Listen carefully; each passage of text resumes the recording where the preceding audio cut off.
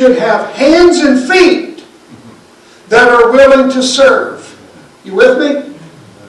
Get this. A lost world will not care what we know until they know that we care. Okay? They will not care what we know until they know that we care. That's Jesus, okay? That's being Jesus to the world. Secondly here, love demands obedience. He was specific about obedience. Did you see that he said, if you love me, you will obey? You couldn't get any more clear than that. Okay? He also commanded us to love one another as He loved us, over in verses 12 and verse 17 of our passage today. But I want you to see here, and this is all leading up to Palm Sunday and Easter Sunday. This is why we're doing this. But I want you to see that love demands sacrifice. In verse 13 of our passage today, Jesus calls this the highest form of love. To lay your life down for a friend. Now, if they called for it, there's not a person in here I wouldn't die for. Okay? I would stand in the way of somebody trying to hurt one of you guys. I would stand in the way of it. Now,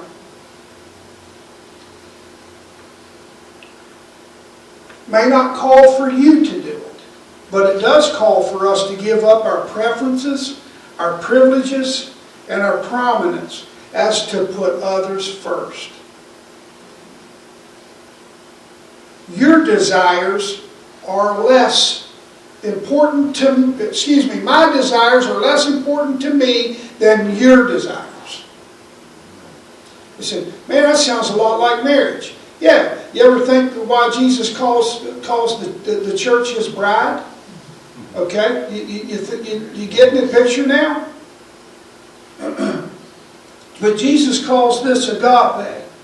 And we can only accomplish agape with the presence of the Holy Spirit. And there's only one way to get the Holy Spirit to come in your life. And that is to surrender your life, put your preferences, your privileges, and your prominence on hold,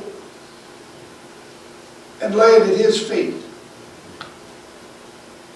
Let Him be the master of your desires. This is giving ourselves. And it's just like the poverty-stricken churches of Macedonia in 1 Corinthians 8 through 5.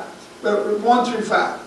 2 Corinthians 8, 1 through 5. It said, Paul's talking to the church in Corinth, and it said, these churches in Macedonia were just poverty-stricken. They didn't have a nickel to rub against another one, but yet they're giving me both nickels and looking for another few pennies to put with it.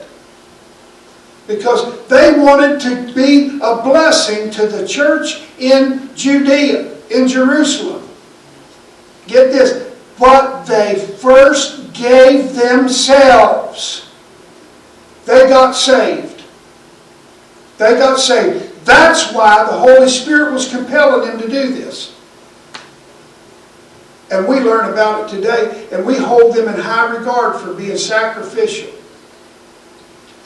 They gave themselves to the Lord first, and then they were able to give beyond their means.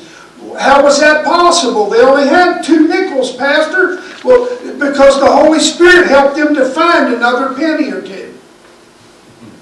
You understand? All right. If you don't know Jesus today, you need to find Him today. He is the source of all blessing. He is the fount of all hope. He is the greatest thing that could ever happen to you in your life. You give your heart and your life to Him. Mrs. Nam is going to come and we're going to play a closing hymn. We've already sang it, but we're going to sing it again. Just because I think we need to hear it again. So, I think it's 147? 6. Hymn 146.